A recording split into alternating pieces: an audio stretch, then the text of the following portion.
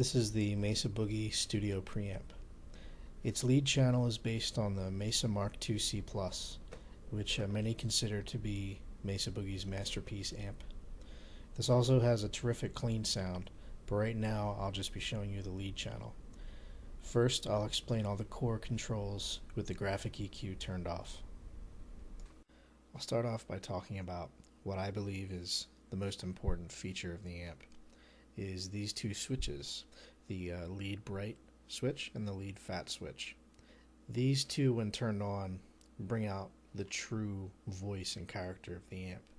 The fat switch adds a little bit of gain, it shifts the treble knob down to the upper mid-range, and it also adds this fat, rich character to the sound. And in my opinion, that's the key feature of this amp. I have this switch on almost exclusively. The lead bright switch adds a beautiful, shimmering, searing character to the sound. When using the bright switch mixed with a high setting on the treble knob, you might want to trim the high frequencies a bit on the graphic EQ. You rarely want to have any control all the way up on 10 on this amp. You want to sort of blend each one moderately, and that's when they react to one another in the best way possible. The bass and treble knobs are the main controls for carving the sound in different ways. They don't behave like your average bass and treble controls.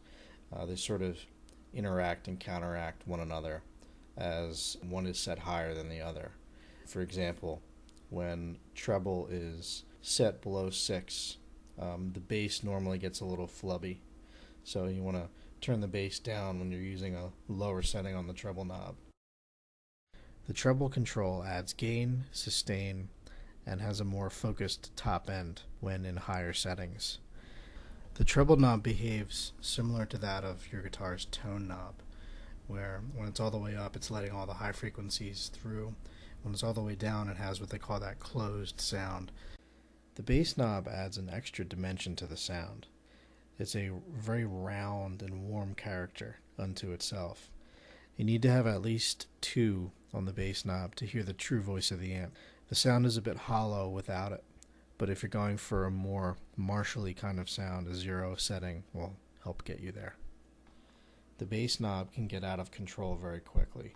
I haven't had much luck with this one above 6, and even 6 is pushing it.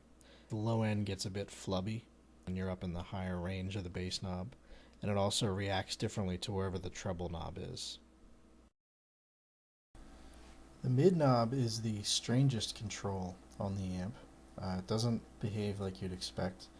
When it comes to mids, the 3 middle sliders on the graphic EQ, as well as the fat switch, give you a lot of options for sculpting the mid-range in different ways.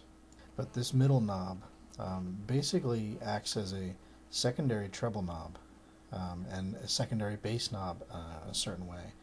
And when you're using the treble knob in a lower setting, like down around 3 or 4, you can bring a little bit of top end back into the sound by turning the middle knob up or all the way up. You just have to be careful that when you have the middle knob up in the higher range, it does make the low end a bit flabby and harsh, regardless of where the bass knob is set to. I like to leave the middle knob around 5. There's 3 knobs on here that control your volume. First, I'll show you the least important one. It's output level. There's 2 of these because there's one for each output on the back. There's left and right outputs on the back. I'm just using the left side right now. I usually have this between 2 and 4, depending on where I'm sending the signal. When I'm using my power amp and cabinets, I usually have it around 2, 2.5. When I'm sending it to my computer, I need a little more. I'm usually around 3 or 3.5. Everyone's going to have different results with these, but I usually like to just leave it in one spot and use these other ones here for actually controlling the volume. We have lead master and we have master. The master knob is the volume knob for the clean channel, but when you're in the lead mode, they're both active. The one I use mainly for volume is lead master, but you can use either as they both pretty much do the same thing. One of the other things that makes this amp very unique is that you basically have 2 gain knobs. Volume and lead drive. Volume basically controls how much signal is fed into the lead circuit. I've found that the gain from lead drive is a bit smoother sounding, where when you play with the volume knob, you tend to clip the signal faster. So if I had to pick one, if I was going to turn one up, I would pick the lead drive first.